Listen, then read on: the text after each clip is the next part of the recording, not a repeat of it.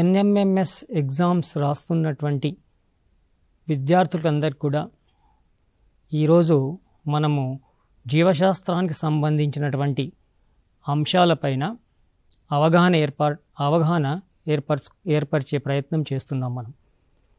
Particularly those who are writing NMMS examinations, they should know how to prepare for biology. Biology plays an important role to get high percentage of marks in NMMS, and actually it is a very scoring subject also. For that, how to prepare this biology, what are the important concepts in the biology, and how we are going to prepare and attempt the multiple choice questions which we come across in this examination, and how to attempt them, and what are the important concepts involved in this biology examinations. Today we are going to discuss in particularly in this session. So particularly మన పాఠశాలలో తెలుసు చాలామంది NMMS ఎగ్జామ్స్కు prepare అవుతూ ఉంటారు. Prepare అవుతున్నప్పుడు ఇది competitive exams కాబట్టి దీని కాంపిటేటివ్ ఎగ్జామ్స్ దృష్టిలో పెట్టుకొని ప్రిపేర్ అవుతున్నప్పుడు ముఖ్యంగా మనము మన 8th క్లాస్ బయాలజీ బుక్తో పాటుగా 6th 7th సంబంధించినటువంటి బయాలజికల్ కాన్సెప్ట్స్ ఏవైతే ఉన్నాయో వాటిని కూడా దృష్టిలో పెట్టుకోవాల్సినటువంటి అవసరం ఉంటుంది. ఆ బయాలజికల్స్ మన టెక్స్ట్ బుక్స్ అన్నీ కూడా మీరు 6th to 10th text books మనం చూసినట్లయితే, స్టేట్ గవర్నమెంట్ టెక్స్ట్ బుక్స్ కానీ ఏ టెక్స్ట్ బుక్స్ అయినా చూసినట్టయితే ఆ టెక్స్ట్ బుక్స్ అన్నీ కూడా థిమాటిక్ అప్రోచ్లో తయారై ఉన్నాయి. థిమాటిక్ అప్రోచ్లో తయారై ఉన్నప్పుడు ప్రతి ఒక్క థీము ప్రతి క్లాస్లో ఎలాబరేట్ చేసుకుంటూ దానికి సంబంధించిన కాన్సెప్ట్ని ఎలాబరేట్ చేసుకుంటూ వెళ్ళడం జరిగింది. కాబట్టి మనము కాంపిటేటివ్ ఎగ్జామ్స్కు ప్రిపేర్ అవుతున్నప్పుడు definitely we should keep it in mind that only we should not prepare only class 8 biology, but along with that class 8 biology, whatever the related concepts which are there in class 6th and which are there in class 7th as well as in 9th 10th, we should be focusing on that, so that we will have more and more resource knowledge of that particular concept, and we can attempt any questions which we are going to get in the examination. In that way we have to prepare for this NMMS examinations. So దీంట్లో దృష్టిలో పెట్టుకొని ఈరోజు మనము జీవశాస్త్రానికి సంబంధించినటువంటి ముఖ్యంగా మన biology బుక్లో మనం చూసినట్టయితే 4 థీమ్స్ పైన మన పాఠాలన్నీ కూడా రాసినే ఉన్నాయి. 4 థీమ్స్లో మొట్టమొదటి థీమ్ ఈజ్ అవర్ ఫుడ్, మన ఆహారం. ఈ ఆహారం అనే థీమ్ని ఈరోజు మనం డిస్కస్ చేస్తాం. తర్వాత ఈ ఆహారం అనే థీమ్లో మనం తీసుకుంటున్నప్పుడు మనకు తెలుసు క్లాస్ 6th 7th 8thలో కూడా ఈ ఆహారం సంబంధించి చాప్టర్స్ ఎలాబరేట్గా చేయడం జరిగింది. ఫస్ట్ మీరు క్లాస్ 6లో చూసినట్టు, if you observe in class 6th the first chapter is our food. If you come to class 7th we are elaborated that concept and we are giving the components of food. And if you come to class 8th we are giving how that food is produced in our surroundings, how we are going to get food production from animals and how we are going to get the food production from plants. We are discussing those chapters in class 8th. So whenever we are going to prepare for this, particularly all the concepts related to the food, we should keep it in mind that they should contain all the concepts related to foods. Now in this food, if you go to 9th and 10th class, we are giving photosynthesis or nutrition chapter where number of food related concepts are focused. So మనం ఆ విధంగా prepare అవుతున్నప్పుడు ఆ ఫుడ్కి సంబంధించిన కాన్సెప్ట్ని ఏ విధంగా prepare కావాలి, ఆ ఫుడ్కి సంబంధించిన కాన్సెప్ట్స్ ఏమేమి ఉంటాయో ఇన్ డీటెయిల్గా మనం చూద్దాం. ఫర్ ఎగ్జాంపుల్ మీరు ఫస్ట్ క్లాస్ 6లో చూద్దాం. క్లాస్ 6లో మీరు ఒకసారి చూసినట్టయితే క్లాస్ 6లో ఫస్ట్ చాప్టర్ అవర్ ఫుడ్ ఉంది. అవర్ ఫుడ్లో మనము పిల్లవాడికి మన చుట్టుపక్కల ఉన్నటువంటి రకరకాల ఆహార పదార్థాల గురించి పరిచయం చేసాం. So you should get acquainted with the food materials, the varieties of food materials and the ingredients present in them. దాంట్లో వాడేటువంటి దినుసులు ఏమైతే ఉంటాయో ఆహారంలో, ఆహార పదార్థాలు వండేటప్పుడు దాని గురించి కూడా మనం అక్కడ చర్చించాం. తర్వాత ఆహారాన్ని పాడవకుండా ఎలా నిల్వ చేయాలి, మనకు ఏ రకాలైనటువంటి పదార్థాల నుంచి లేదా sources of food, where we are getting sources of food, which type of food we are getting from plants, which type of food we are getting from the animals, and which part of the particular plant is used as a food. All these things we have discussed in class 6th. So దానిపైన focus చేయాలి. మరి class 7th వచ్చిన తర్వాత, class 7th వచ్చినప్పుడు class 7లో ఆ food తిన్న తర్వాత ఆ ఫుడ్లో ఉన్నటువంటి కాంపోనెంట్స్ ఏంటాయి, ఆ ఫుడ్లో ఏమేం కాంపోనెంట్స్ ఉంటాయి, బ్యాలెన్స్ డైట్ అంటే ఏమిటి, ఆ ఫుడ్లో కార్బోహైడ్రేట్స్ ఉంటాయా, ప్రోటీన్స్ ఉంటాయా, ఫ్యాట్స్ ఉంటాయా, మినరల్స్ ఉంటాయా, విటమిన్స్ ఉంటాయా, ఇవన్నీ కూడా మనం క్లాస్ 7లో డీటెయిల్ చేసుకొని ఆ ఫుడ్లో ఆ కాంపోనెంట్ ఉందా లేదా అని తెలుసుకోవడానికి పిల్లవాడికి టెస్టింగ్ కూడా ఎబిలిటీ కూడా పెంచాం మనం. How to test the carbohydrates that are present in the food, how to test the proteins that are present in the food, how to test the fats that are present in the food. So the children can get acquainted with the food materials, what type of component is present in that food matter, whether the food they are using, whether it is a balanced diet or not, they can themselves recognize. So basing on this, we can prepare some multiple choice questions which we are going to prepare for this NIMS examinations. So for example, మీకు ఒక చిన్న example చెప్తాను. ఇక్కడ agricultural food production ఉంది, అంటే production from agriculture, వ్యవసాయ ఉత్పత్తులు అని ఉంది.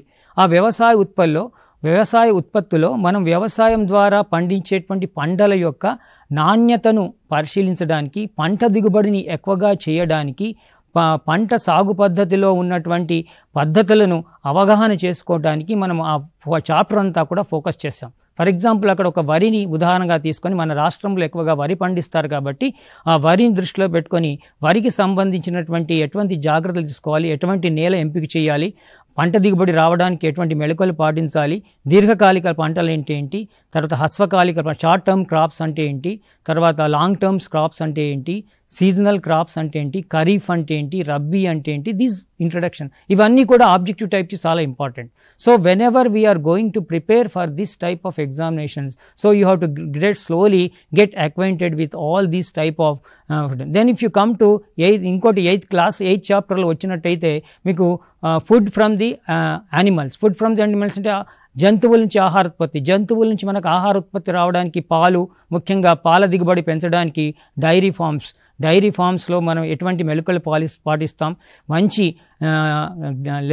దూడలు కానీ మంచి ఆవులను కానీ ఎంపిక చేయడంలో ఎటువంటి మెళకువలు మనం పాటించాలి అని కూడా దాంట్లో తెలుసుకుంటాం. ఇవన్నీ కూడా మీరు బ్రాడ్గా ఒకసారి టెక్స్ట్ బుక్ని కాన్సెప్ట్ వారీగా చదివిన తర్వాత then we will go for the preparation of the exams. In the same way మన ఫుడ్ ప్రొడక్షన్స్లో not only milk, we are having the egg, we are having the chicken, mutton, ఇవన్నీ కూడా ఉన్నాయి. అంటే పర్టికులర్లీ మనము ఈ బ్రాయిలర్ కోళ్ళు, తర్వాత ఈ లేయర్స్, వీటిపైన కూడా ఎక్కువ ఫోకస్ చేశాం. పోల్ట్రీ పైన ఫోకస్ చేశాం, ఎపీకల్చర్ పైన ఫోకస్ చేశాం. Apiculture is nothing but it is the culture of the honey, how we are going to culture the honey bees, how we are getting honey, తేనె గురించి మాట్లాడడం. తర్వాత in the same way aquaculture, చేపల పరిశ్రమలు, చేపల ఉత్పత్తికి, రొయ్యల ఉత్పత్తికి ఎటువంటి జాగ్రత్తలు పాటించాలి, ఇవన్నీ కూడా చేశాం. కాబట్టి మీరు ఎప్పుడైతే ultimate my suggestion is what means, suppose when you are going to prepare for the NIMS examinations for theme of the food, you should keep in all these items in your mind and you have to prepare in that concept wise in that way. దీంతో పాటుగా మనకు ఆహారానికి వచ్చినప్పుడు మనకు ముఖ్యంగా ఈ nutrition అనే concept కూడా వస్తుంది. ఈ న్యూట్రిషన్లో ముఖ్యంగా ప్లాంట్స్లో న్యూట్రిషన్ ఎలా జరుగుతుంది, యానిమల్స్లో న్యూట్రిషన్ ఎలా జరుగుతుంది అనే అంశాలు కూడా మనం డిస్కస్ చేస్తాం. So for example if you see now, if you observe this, generally nutrition, what is nutrition? ఇక్కడ మీరు న్యూట్రిషన్ గురించి చూస్తున్నప్పుడు ఈ న్యూట్రిషన్ అనేటువంటి పదం ఏదైతే ఉందో, ఈ న్యూట్రిషన్ అనే పదాన్ని మీరు చాలా బాగా అర్థం చేసుకోవాలి. దీనిపైన రకరకాల ప్రశ్నలు రావచ్చు మనకు. న్యూట్రిషన్ని మనం తెలుగులో ఏమంటామంటే పోషణ. పోషణ అంటే ఇది basic fundamental concept in the food. ఈ పోషణ అనేటువంటిది మొక్కలు కానీ జంతువులు కానీ ఆహారము తయారు చేసే విధానము లేదా పొందే విధానం, ఇని మనం పోషణ అంటాం. This is the fundamental basic concept. We should get acquainted with the nutrition. So the nutrition is nothing but the mode of preparing the food or the mode of acquiring the food by the organisms is called as nutrition. So there are different types of nutritions are there. మీకు తెలుసు పోషణలో రకరకాలుగా ఉన్నాయి. Number 1, you know pretty well, that is called as autotrophic nutrition. Autotrophic nutrition is, you know that Autotrophic nutrition means what? It is the important characteristic feature of the green plants. All the green plants, they prepare their own food materials on their own by absorbing sunlight and carbon dioxide.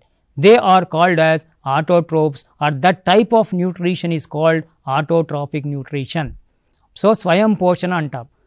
ఆకుపచ్చటి మొక్కలు సూర్యరశ్మిని గ్రహించి ఆహారాన్ని తమంతట తాము తయారు చేసుకుంటాయి. తమంతట తాము తయారు చేసుకునేటువంటి వాటిని మనము స్వయం పోషకాలు లేదా ఆటోట్రోఫిక్ అంటాం. This is a fundamental question. You can get how this question is appear in multiple choice. Then I will discuss afterwards. ఈ క్వశ్చన్ ఎట్లా రావచ్చు, మల్టిపుల్ చాయిస్లో ఎన్ఎంఎంస్లో అడిగినప్పుడు ఎలా రావచ్చు. నెక్స్ట్ ఇంకోటి another type of nutrition which we are going to observe is called as the heterotypic of nutrition. Heterotrophic nutrition అంటే ఏంటి? Heterotrophic nutrition అంటే హెటరోట్రాపిక్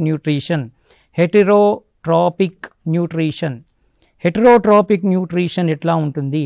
హెటరోట్రాపిక్ nutrition is nothing but it is the plants, they cannot prepare their food, but all the organisms, they depends upon the food on other organisms. ఇతర జీవులపై ఆధారపడేటువంటి వాటిని మనం పరపోషకాలు అంటాం.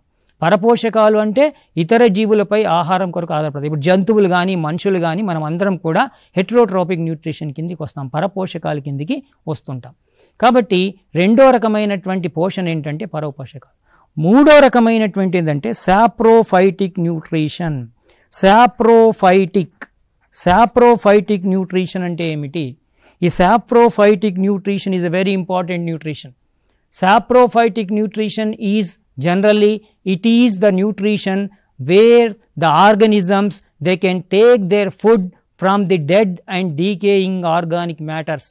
ఎక్కడైతే చనిపోయి కుళ్ళిపోయినటువంటి పదార్థాలు ఉంటాయో ఆ చనిపోయి కుళ్ళిపోయినటువంటి పదార్థాల నుంచి ఆహారాన్ని సేకరించే జీవులని మనము సాప్రోఫైటిక్ న్యూట్రిషన్ లేదా పూతికాహారులు అని అంటాం.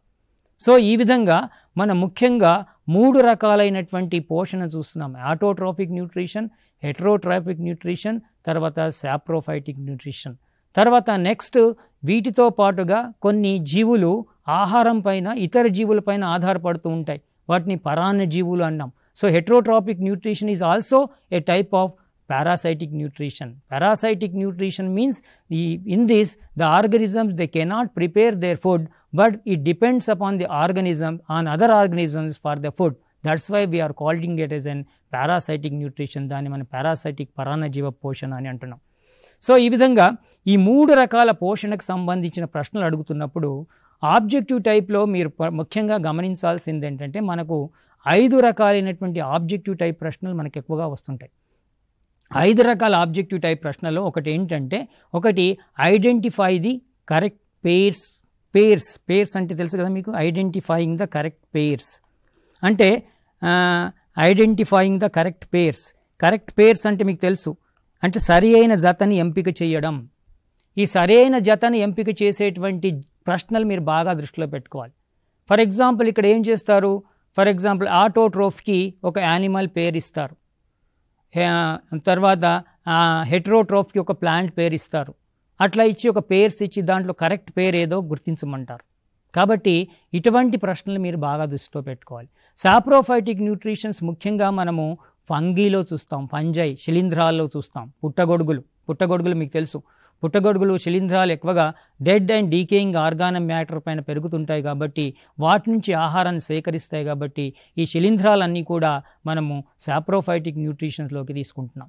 కాబట్టి ఇన్ దిస్ వే ఈ 3 ఫండమెంటల్ ఆస్పెక్ట్స్ పైన మీరు ఒకసారి ఈస్ట్లో కానీ, east is also a good example for the saprophytic type of nutrition. So in this way when you are going to discuss about the nutrition, so in this nutrition you should prepare what is the meaning of nutrition, what are the different types of nutritions, what are the examples of the nutritions, what are the difference between autotrophic and heterotrophic nutritions. If you prepare that concept in that way and if you find number of surrounding examples, you can attempt any questions which you are going to get from the get in the examination. So ఈ విధంగా మనము ఆ nutrition అనే first fundamental concept పైన prepare అయినప్పుడు ఆ విధంగా మనం ప్రిపేర్ కావాల్సినటువంటి అవసరం ఉంది. తర్వాత నెక్స్ట్ మనం దాంట్లోనే అవర్ ఫుడ్ కాన్సెప్ట్లో తీసుకుంటున్నప్పుడు యాక్చువల్లీ ఆటోట్రోఫిక్ న్యూట్రిషన్లో how the plants gets their food, how the plants get their food, what is the process involved in the getting the food, how the plants prepare their food. So ఈ plants అన్నీ కూడా ఫుడ్ని ఎలా తీసుకుంటున్నాయి అంటే all the plants they are preparing the food by the process, that process is known as photosynthesis. You know this is well, photosynthesis is the process. The photosynthesis process is the important life process where all the green plants they are preparing their food by absorbing sunlight, carbon dioxide from the atmosphere, and generally they are preparing the carbohydrates, that is glucose, and releasing oxygen in the presence of green color substance that is called as chlorophyll. So in this also you will get number of multiple choice questions. What are the raw materials required for the photosynthesis, or what is the life process which is essential for living organisms, from which process we are going to get the oxygen, from which process we are going to get the food. All these things can, if they ask, the correct answer for that is what? Photosynthesis. So in this photosynthesis we are getting different varieties of questions. We may get the raw materials required for the photosynthesis, we may get the end products that are formed in the photosynthesis, we may get which gas is released in the photosynthesis, they may ask you which gas is absorbed in the carbon dioxide. So when you are preparing for the for the photosynthesis chapter, photosynthesis concept, you should keep it all these things in the mind. So that is the one example for how the plants get the food material, that is by the process of photosynthesis, that you have to remember. That is one concept. So ఈ విధంగా మనం ఆహారం తీసుకున్నప్పుడు మీకు ఇప్పుడు స్వయం పోషణ గురించి చెప్పాను, పరపోషణ గురించి చెప్పాను, పోషకాహార గురించి. తర్వాత మీకు తెలుసు కొన్ని ఇక్కడ పోషణలో భాగంగా మనకు కొన్ని ఇన్సెక్టివోరస్ ప్లాంట్స్ ఉంటాయి. You know that insectivorous plants, you know the insectivorous plants. Insectivorous plants అంటే కీటకాహార మొక్కలు. కొన్ని మొక్కలు కీటకాహార మొక్కలు, Nepenthes is a good example for కీటకాహార మొక్క. అది నత్రజని ఎక్కడైతే తక్కువగా ఉంటుందో, నత్రజని లోపించినటువంటి భాగాల్లో ఎక్కువగా పెరుగుతుంటుంది మొక్క. ఆ మొక్కలో యొక్క ఆకు ఏదైతే పత్రం ఉంటుందో ఆ పత్రం రూపాంతరం చెంది కూజా ఆకారంలో రూపాంతరం చెందుతుంది. పత్రదళం రూపాంతరం చెంది అక్కడ లోపల ఆ కీటకం మొత్తం కూడా ఆకుకు ఆకర్షించబడి ఆ కీటకం దానిపైన వాలినప్పుడు లోపల కీటకం వెళ్ళిన తర్వాత ఆ కీటకం మొత్తం అక్కడ ఉన్నటువంటి ఎంజైమ్ ప్రభావం వల్ల మొత్తం జీర్ణమవుతుంది. So that is called as some insectivorous plants are also there. That is also a special type of nutritions we are going to find in this one. So ఈ విధంగా యూట్రిక్లేరియా ఉంది, డ్రాసిరా ఉంది. ఇవన్నీ కూడా మనకు ఇన్సెక్టివోరస్ ప్లాంట్స్ ఉదాహరణ కిందకి తీసుకుంటాం. So when you are going to prepare for all these concepts you should keep it in mind about the different types of nutritions when you are preparing for this nutrition concept. So this is about the nutrition and photosynthesis. తర్వాత మనం heterotrophic న్యూట్రిషన్కి వద్దాం. హెటరోట్రోఫిక్ న్యూట్రిషన్స్లో ముఖ్యంగా ఏంటంటే how the animals acquires the food. మీరు ఒకసారి క్లాస్ 6th చాప్టర్లో చూసినట్టయితే క్లాస్ 6లో యానిమల్స్ ఫుడ్ని ఎలా సేకరిస్తాయి, కొన్నేమో తినేటప్పుడు నాలుక ద్వారా తింటాయి. ఫర్ ఎగ్జాంపుల్ కప్ప, how frog catches the food, how lizard catches the food, how you know the jalaga, how this particularly you call leech takes the food. There are different organisms are there. The mode of acquiring the food, the mode of taking food is different in different animals. So that is also different types of you are finding in different modes of animals. You will find variations. How the animals take their food with the how monkey eats the food, how lizard eats the food, how snake eats the food. So these are some of the examples. You can get any example in the examination and they may ask you what is the mode of acquiring this food. So you know that amoeba, how it takes the food. Generally amoeba, you know that amoeba is having some long projections. These long projections are called as the pseudopodia. So the pseudopodias are the important locomotory organs that are present in the amoeba. They take the food by enlarging that pseudopodia, and they when the pseudopodia get enlarged, they take the food materials which is surrounding in the water and they get engulf that food materials inside the body. That is called as, సర్వసాధారణంగా మనం దాన్ని ఎట్లా, amoeba మిథ్యాపాదాలను ఏం చేస్తుందంటే పొడుగ్గా సాచి, ఆ మిథ్యాపాదాలను పొడుగ్గా సాచి ఆహారాన్ని లోపలికి తీసేసుకుంటుంది, శరీరంలోకి తీసుకుంటుంది, ఆహారపు రిక్తిగా మారిపోతుంది. సో ఈ విధంగా different methods are there. In paramecium, if you take the in paramecium, there is special structure is there to cytosome. To that special structure the paramecium takes its food. So when you are preparing for the examinations, so these names of these structures you have to keep it in mind while preparing for the examination, particularly for the NMMS. So అదే విధంగా మీరు ఇంకా చూసినట్టయితే particularly in our human beings generally we take the food through mouth, but after getting the food in the mouth, the food get different changes. Mastication of food takes place in our food. అక్కడ మొత్తం ఆహారం కూడా ముక్కలు కాబడుతుంది. ముక్కలు కాబడిన తర్వాత it mixes with the saliva, and from the saliva it enters in to the next part of the alimentary canal. So you have to keep all these things in your mind whenever you are keeping you are writing, you are preparing for the NMMS examinations. So ఈ విధంగా మనము ఆహారం గురించి మాట్లాడుతున్నప్పుడు పరపోషణ, తర్వాత next parasitic nutrition. ఆ parasitic న్యూట్రిషన్లో చాలా important ఏంటంటే, చాలా మొక్కలు మీరు చూసినట్టయితే కొన్ని మొక్కలు ఆహారాన్ని తమంతట తాము తయారు చేసుకున్నప్పటికి కూడా కొన్ని మొక్కలు ఏం చేస్తున్నాయి, పర్టికులర్లీ కస్క్యూటా అనేటువంటి మొక్క ఏం చేస్తుందంటే ఆహారం కొరకు తన కొన్ని ఆహార పదార్థం కొరకు ఇతర మొక్కలపైన ఆధారపడుతుంది. ఆ ఆధారపడేటప్పుడు కొన్ని ప్రత్యేకమైన వేర్లను ఉత్పత్తి చేస్తుంది, దాన్ని హాస్టోరియా అంటాం. ఆ హాస్టోరియా ద్వారా ఆహారాన్ని అది సేకరిస్తుంది. ఈ విధంగా పరాన్నజీవులు కూడా కొన్ని మొక్కలు స్వయం పోషకాలైనప్పటికీ కూడా దాంట్లో పోషక కణజాలము ప్లస్ దారువు లేకపోయేసరికి పరాన్నజీవుల కొరకు ఇతర జీవులపైన ఆధారపడడానికి కొన్ని ప్రత్యేకమైన వేర్లను తయారు చేసుకొని ఆ వేర్ల ద్వారా ఆహారాన్ని సేకరిస్తూ నీటిని సేకరిస్తుంటాయి. అటువంటి జీవనం పరాన్నజీవులు అంటాం, పరపోషకాలు అంటాం. So in this food concept మనం ఇప్పటివరకు ఏం చూసాము అంటే డిఫరెంట్ టైప్స్ ఆఫ్ ఫుడ్. తర్వాత నెక్స్ట్ ఒక ఫుడ్ తీసుకుంటున్నప్పుడు whether that food is having carbohydrates or not, whether that food is having proteins or not, whether that food is having fats or not. Suppose you are giving varieties of food, how you are going to test the type of food material that is present in the food. Particularly మీరు ఇప్పుడు ఒకసారి ఆహారాన్ని తీసుకుంటున్నారు, కార్బోహైడ్రేట్స్ని తీసుకుంటున్నారు. Carbohydrate తీసుకుంటున్నప్పుడు ఆ carbohydrates మీరు తీసుకుంటున్నటువంటి ఆహారంలో కార్బోహైడ్రేట్ ఉందా లేదా అని ఎలా తెలుసుకోవాలి? Suppose you are taking rice, you are taking chapati. When you are taking rice and chapati, in that way whether carbohydrates are there or not, how to confirm the presence of carbohydrates? So the presence of carbohydrates can be tested with the iodine solution. That is a very important question. They may give the questions like this: carbohydrates can be tested with A, sodium solution, B, iodine solution, C, chlorine solution, D, nitrogen, like this, some other questions like this. So iodine plays an important role to identify the presence of, to know the presence of carbohydrates in the food materials. What it will do, when you add iodine to the food containing carbohydrates, that food which is white in color, it turns into blue black.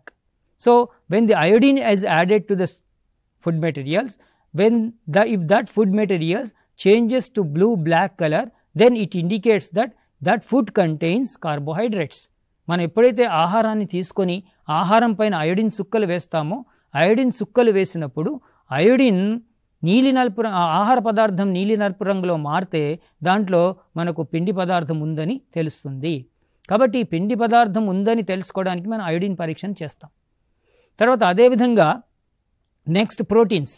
మనం తీసుకున్నటువంటి ప్రోటీన్స్లలో ఆహార పదార్థాల్లో proteins ఉన్నాయా లేదా అని తెలుసుకోవడానికి ఏం చేసుకుంటాం మనం? ఆ proteins copper sulphate plus sodium hydroxide, copper sulphate plus sodium hydroxide ద్రావణాన్ని కలిపి మనం ప్రోటీన్స్ కలిగినటువంటి ఆహార పదార్థాలతోటి కలిపినప్పుడు అది నీలి వంకాయ రంగులో మారితే, అంటే బ్లాక్ బ్రింజాల్ కలర్ అంటాం, బ్లూ బ్రింజాల్ కలర్లో ఆ ఫుడ్ మారితే, that indicates that the protein is present in that. Suppose they may ask you, what is the chemicals which are used to identify the presence of proteins in the food?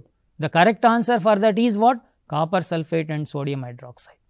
So, whenever you are preparing for that type of questions, you have to prepare in that particular manner. అదే విధంగా so how to know the presence of oil? It is very easy. Fats or oils are present in the food. We can take any paper, put that oily food in the paper and observe the paper. The paper turns into transparency. That means what? మస్కగా మారుతుంది. So మస్కగా paper మారితే దాంట్లో it contains the oil. So in this way these are the 3 important test. Any test they can ask for in the examination to identify which material we are going to identify the carbohydrates, food fats present. Suppose they may give in different manner. Suppose if there are two types of foods are there. For example, one is pulses are there, then the wheat is there, then rice is there, then sugar is there. In all those 4 things, carbohydrates is present in this particular food అని objective టైప్లో అడగవచ్చు. So అటువంటప్పుడు మన test base ఆధారంగా చేసుకొని carbohydrates ఉన్నాయా, fats ఉన్నాయా, proteins ఉన్నాయా కూడా తెలుసుకోవచ్చు. So these are some of the important questions regarding these 3 aspects. Then another important aspect which we have to remember in this is that is called as the roughages. Roughages plays an important role in our food materials. You can get any question from these roughages. What are roughages? You know, the roughages are nothing but they are the fibrous foods. దీన్నే మనం తెలుగులో పీచు పదార్థాలు అంటాం. మనం తీసుకునేటువంటి ఆహార పదార్థాల్లో పీచు పదార్థాలు కంపల్సరీగా ఉండాలి. పీచు పదార్థాలు కలిగి ఉన్నటువంటి ఆహార పదార్థాలు మీకు తెలుసు. చిక్కుడుగాయ కానీ బీన్స్ కానీ, లేకపోతే రకరకాలైనటువంటి డ్రమ్ స్టిక్ కావచ్చు, బీరకాయ కావచ్చు, number of food materials, pulses తృణధాన్యాలు కావచ్చు, సిరిల్స్ కావచ్చు, they contains number of fibres. The fibres foods are very essential. What happens if you don't take fibres food? You know what is the problem? If you are not taking fibrous food in your daily life, what is the major issue you will find? The major issue which we will find is the constipation problem. You know, indigestion problem, constipation problem, మలబద్ధకము అంటాం మనం తెలుగులో. ఈ మలబద్ధకాన్ని నివారించడానికి మనం పీచు పదార్థాలు కలిగినటువంటి ఆహార పదార్థాలు మనం కంపల్సరీ తీసుకోవాల్సిన అవసరం ఉంది. ఇది కూడా ప్రశ్న మనకు చాలాసార్లు సందర్భాల్లో అడిగారు. ఇటువంటి ప్రశ్నలు కూడా మనకు అక్కడవచ్చు. వాడు అడిగేటప్పుడు ఎలా అడుగుతారంటే పీచు పదార్థాలు కలిగిన ఆహార పదార్థాలు ఏవని లిస్ట్ అడగవచ్చు. లేదా మనం తీసుకునే ఆహార పదార్థాల్లో పీచు పదార్థాలు లేకపోతే ఏమవుతుందో అడగవచ్చు. పీచు పదార్థాలు మన ఆహార పదార్థాలని ఏ విధంగా మారుస్తాయో అడుగుతారు. పీచు పదార్థాలు మన ఆహార పదార్థాల జీర్ణం కావడానికి ఎలా తోడ్పడతాయో అడుగుతారు. కాబట్టి పీచు పదార్థాల కాన్సెప్ట్ తీసుకుంటున్నప్పుడు ఈ 3 రకాలైన ప్రశ్నలపైన మనం ఎక్కువగా ఫోకస్ చేయాల్సిన అవసరం ఉంది. So these are the another type of questions will get from the our food concepts. Then తర్వాత నెక్స్ట్ ఇంకోటి వచ్చినప్పుడు మీకు ఇంకా ముఖ్యమైన దాంట్లో పీచు పదార్థాలతో పాటుగా vitamins also plays an important in our food materials. So carbohydrates తీసుకోవడం వల్ల మనకి ఏమొస్తుంది? చాలా important questions. Why we take carbohydrates and fats? Carbohydrates and fats we take to get energy. మనకు శక్తి రావాలంటే కార్బోహైడ్రేట్స్, ఫ్యాట్స్ తీసుకోవాలి. ఇది చాలా ఇంపార్టెంట్ క్వశ్చన్స్ అడుగుతారు, చాలాసార్లు అడిగారు. నెక్స్ట్ మన పెరుగుదల, మన శరీరంలో కణాల పెరుగుదల జరగాలి, కణ విభజన జరగాలి. మన పెరుగుదల జరగాలంటే ప్రోటీన్స్, మాంసకృతులు తీసుకుంటాం. తర్వాత అదేవిధంగా మనకు విటమిన్స్ ఎందుకు తీసుకుంటాం? మన శరీరంలో విటమిన్స్ ఎందుకు అవసరము? విటమిన్స్ ముఖ్యంగా మనకు ఎందుకు అవసరం అంటే మన రోగ నిరోధక శక్తి పెంచడానికి, to develop our immunity power, to develop మనకు రక్షణ కలిగించడానికి, to protect our body from the different organisms, outside organisms. Vitamins plays an important role. Vitamin A, vitamin B, vitamin C, vitamin D, vitamin E, vitamin K, all these vitamins plays an important role to develop the immunity power in our body and to generally మనకు వ్యాధి నిరోధక పెట్టడానికి vitamins అవసరం ఉంటాయి. తర్వాత అదేవిధంగా నీరు కూడా మన ఆహారంలో ప్రధాన పాత్ర వహిస్తుంది. నీరు ఆహారం జీర్ణం కావడానికితో పాటుగా మన శరీరంలో సమతాస్థితిని ఏర్పడడానికి ఖనిజ లవణాలు కూడా, మినరల్స్ కూడా తోడ్పడతాయి. కాబట్టి వీటన్నిటిలో దృష్టిలో పెట్టుకొని ఏ ఆహార పదార్థాల్లో ఖనిజ లవణాలు ఉంటాయి, ఏ ఆహార పదార్థాలు పీచు పదార్థాలు ఉంటాయి, ప్రోటీన్స్ కలిగిన ఆహార పదార్థాలు ఏంటి, ప్రోటీన్స్ ఎందుకు తీసుకోవాలి, పరపోషణ అంటే ఏంటి, స్వయం పోషణ అంటే ఏంటి, పౌతికాహారాలు అంటే ఏంటి, వాటికి ఉదాహరణలు ఏంటి, కిరణజన్య సంయోగక్రియ అంటే ఏంటి, పరాన్నజీవులు అంటే ఏంటి, పరాన్నజీవులకు ఉదాహరణ ఏంటి, కిరణజన్య సంయోగక్రియలో కావలసిన కారకాలు ఏంటి, కిరణజన్య సంయోగక్రియలో అంత్య పదార్థాలు ఏంటి, ఇవన్నీ కూడా మీరు ఒక ఫుడ్ కాన్సెప్ట్ పైన తీసుకుంటున్నప్పుడు వీటిని దృష్టిలో పెట్టుకుంటే సరే. మరి లాస్ట్ చివరిగా ఆహార ఉత్పత్తి సాధించాలంటే మనం వ్యవసాయం పైన ఆధారపడతాం. మరి ఈ వ్యవసాయంకి సంబంధించినప్పుడు వ్యవసాయం పైనే మన ఆహార ఉత్పత్తి ఆధారపడుతుంటుంది. కాబట్టి ఆ వ్యవసాయం చేసేటప్పుడు మనం ఎటువంటి నేలను ఎంపిక చేసుకోవాలి? వరి పండించేటప్పుడు ఎటువంటి నేల ఎంపిక చేసుకోవాలి, వరి సాగు చేసే పద్ధతులు ఏంటి, వరి అధిక దిగుబడి సాగించడానికి మనం ఎటువంటి మెళకువలు పాటించాలి, ఎటువంటి దీర్ఘకాలిక పంటలు అంటే ఏంటి, హ్రస్వకాలిక పంటలు ఏంటి, వరిలో ఏ రకమైన వెరైటీ ఎక్కువ ఉత్పత్తినిస్తుంది, అధిక ఉత్పత్తి సాధించడానికి మనం వరిలో ఎటువంటి సాగునీరు పద్ధతి పాటించాలి, రకరకాలైనటువంటి డ్రిప్ ఇరిగేషన్ మెథడ్ యొక్క ఉపయోగం ఏంటి, బిందు సేద్యం యొక్క ఉపయోగం ఏంటి, అదేవిధంగా స్ప్రింక్లింగ్ మెథడ్ యొక్క ఉపయోగం ఏంటి, ఇవన్నీ కూడా మన ఆహారంతో పాటుగా ఆహారం గురించి ఎప్పుడైతే తెలుసుకుంటామో ఆహారం గురించి తర్వాత 8th క్లాస్ వచ్చిన తర్వాత ఈ ఆహారోత్పత్తిని పెంచడానికి మనం వ్యవసాయంలో ఎటువంటి మెళకువలు పాటించాలి, ఎటువంటి వ్యాధులు వస్తాయి మొక్కలకు, ఆ వ్యాధులు రావడానికి రకరకాల వచ్చే వ్యాధుల పేర్లేంటి, ఆ వ్యాధి ఏ జీవి వలన వస్తుంది, ఆ జీవి రావడానికి ఎటువంటి జాగ్రత్తలు తీసుకోవాలి, వీటిపైన ఒకసారి మీరు దృష్టిలో పెట్టుకుంటే ఏ ప్రశ్న వచ్చినా కూడా మనం అదేవిధంగా జంతు సంబంధించిన దాంట్లో యానిమల్ ప్రొడక్షన్స్లో జంతు ఉత్పత్తిలో కూడా ఈ ఎపీకల్చర్ గురించి కానీ ఆక్వాకల్చర్ గురించి కానీ తర్వాత పౌల్ట్రీ గురించి కానీ రకరకాల కోళ్ల పరిశ్రమలో ఉన్నటువంటి రకరకాల గుడ్ల ఉత్పత్తి గురించి వాటిలో యాజమాన్య పద్ధతుల గురించి మనం ఒకసారి చేసినట్టయితే ఆహార సంబంధించిన ఏ ప్రశ్న వచ్చినా కూడా మనం దాంట్లో అటెంప్ట్ చేసుకునే అవకాశం ఉంటుంది.